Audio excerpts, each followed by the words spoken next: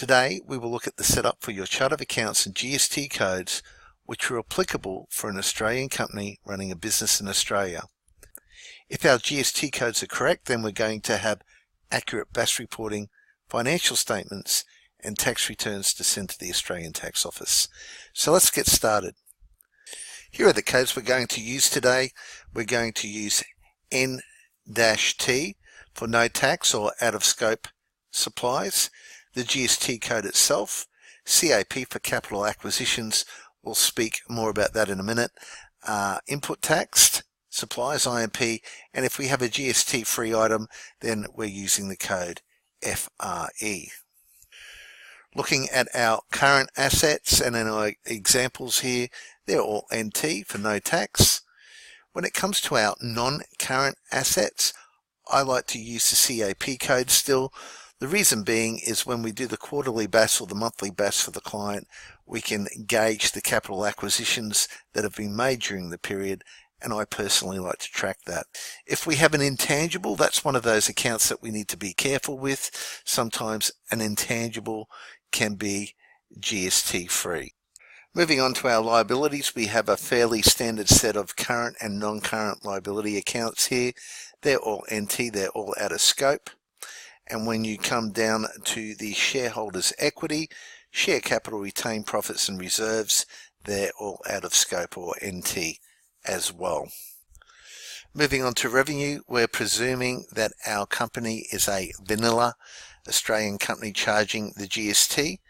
If it was selling basic food, health services, education services, or exports, to name a few, then we would have the FRE code in here.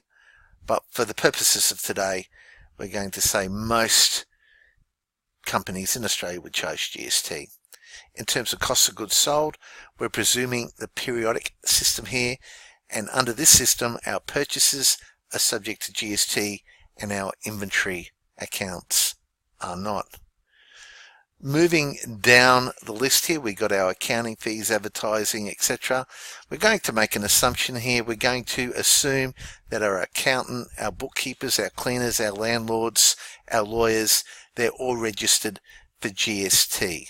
So if our accountant is registered for GST, we will have the GST code here. If the accountant is not registered for GST, then we will go NT. Moving further along, I'll bring this to your attention, the assets immediately written off. This is mainly aimed at SBE, small business taxpayers, and they normally get some concessions in the legislation that will allow them to write off assets less than a certain value. Now that value has varied over the years. Sometimes it's been $1,000 for the financial year, sometimes it's been $20,000 for the financial year.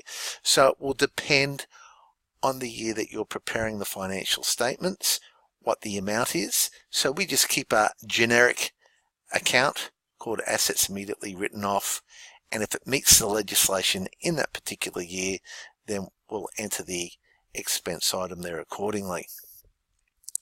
You'll notice that we're missing entertainment here.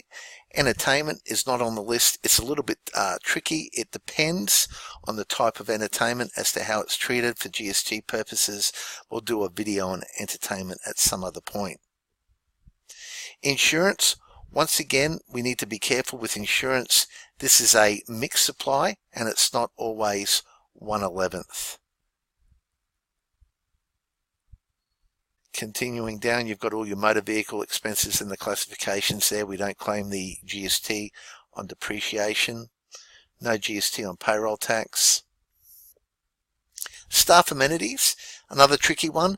Just watch the bills with this. Sometimes we'll have milk, some fresh fruits, those sorts of things.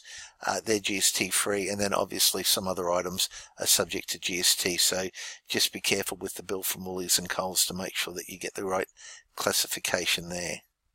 Workers' compensation is my last tricky one to bring to your attention. That can be a mixed supply in some states. And finally, we have our other income and other expenses listed for you. So today we've had a brief look at a company chart of accounts and the respective GST codes. Remember, if you have any questions, any doubts, ask your accountant and get professional advice.